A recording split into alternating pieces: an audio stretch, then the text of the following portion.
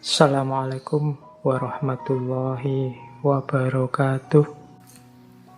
Nah, ini potensi kepahlawanan dalam diri kita. Semakin besar 4 hal ini, berarti kita semakin berpotensi jadi pahlawan. Jadi seperti saya bilang tadi, setiap orang itu oleh Allah diberi banyak potensi macam-macam, termasuk potensi kepahlawanan. Mari setelah ini teman-teman nengok dirinya masing-masing ya. Masih besar enggak kualitas 4 ini? Yang pertama apa? Kekuatan, kuat. Kemudian keberanian. Ada courage, ada brave. Ini kalau bahasa Indonesia sama-sama keberanian. Tapi kalau brave itu keberanian yang sudah mengakar, yang sudah jadi watak. Itu namanya bravery. Kalau courage itu berani situasional. Wah, kalau situasinya gini saya harus berani nih. Memberanikan diri, itu namanya courage. Tapi kalau bravery itu memang watak. Di situasi apapun dia memang pemberani. Nah, itu bravery. Ya boleh dicek dua-duanya. Mungkin tidak terlalu brave tapi courage, tidak apa-apa. Itu berarti kita masih punya kualitas kepahlawanan. Kalau orang penakut ya sulit jadi pahlawan. Pengecut apalagi. Dia harus courage and brave. Yang kedua resilient. Resilient itu ketangguhan, ketabahan. Pingin jadi pahlawan tapi masuk angin sedikit terus nyerah misalnya. Kamu berarti kurang tangguh. Jadi kalau ingin tangguh itu harus resilient. Wah, saya itu Pak pusing, demam, pilek, tapi saya masih istiqomah belajar Pak. Ini berarti punya resilient, punya ketangguhan. Kamu berbakat jadi pahlawan. Semakin besar ini, kamu tambah besar bakatmu. Yang ketiga, caring and selfless. Peduli dan tidak egois. Peduli pada yang lain, peduli pada sesama tentunya. Semakin teman-teman tidak egois, tidak hanya mikir kepentinganku, tidak hanya ingin menang di atas yang lain, tidak hanya menomorsatukan perspektif, sudut pandang, keinginan kita sendiri, semakin besar potensi kepahlawanannya. Semakin egois kita, itu sebenarnya semakin sulit jadi pahlawan. Karena mikir dirinya sendiri terus.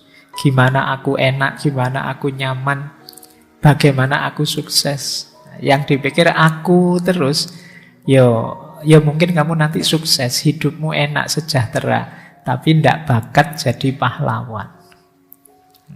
Ya, meskipun profesi pahlawan tidak ada.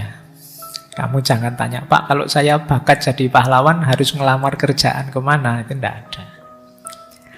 Jadi ini levelnya sudah bukan level karir, tapi level kemanusiaan.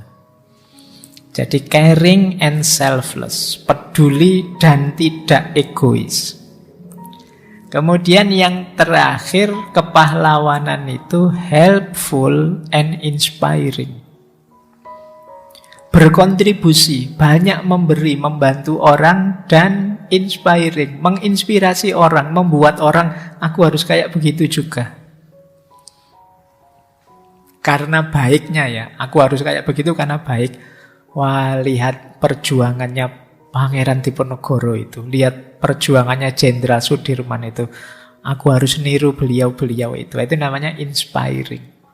Menginspirasi kita untuk melakukan hal yang baik, untuk meniru hal yang baik.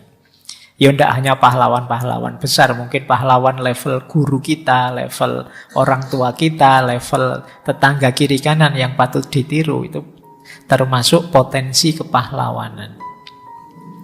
Jadi teman-teman kalau ingin ngecek apakah aku bakat jadi pahlawan atau tidak, coba dicek karaktermu masing-masing. Ada kualitas berani atau tidak?